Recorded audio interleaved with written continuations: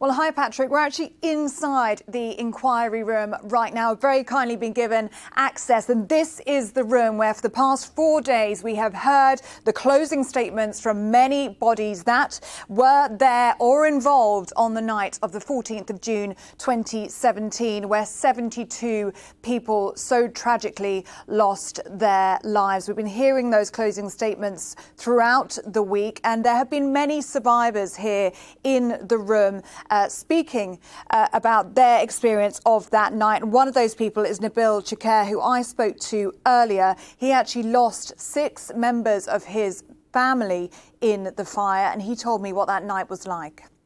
A night that I'll never, ever forget, you know, looking for my loved ones, knowing if they had escaped.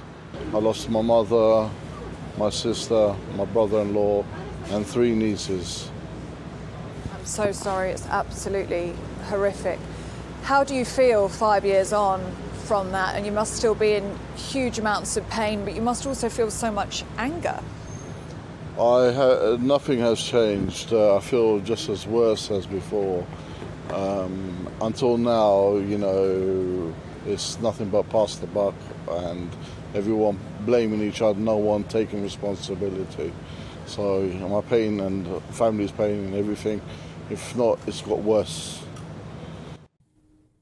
Well, as you can hear there, 5 years and 5 months on for survivors like Nabil. He's saying he feels worse than he did 5 years ago, and seeing all of this at the inquiry and hearing the closing statements makes it all the more painful for him. Well, in terms of criminal prosecutions, Patrick, the Metropolitan Police have said that no decisions will be expected until they see the conclusions of this inquiry. Now, Sir Martin Morbick is the chairman of this inquiry, and he said today that the report has already started. They're working really hard on it. They're hoping to have it released as soon as possible next year. And in that report, they are very importantly going to not only answer what happened that night, but why it happened, in the hope that they can give some sort of recommendation so that something like this never happens again.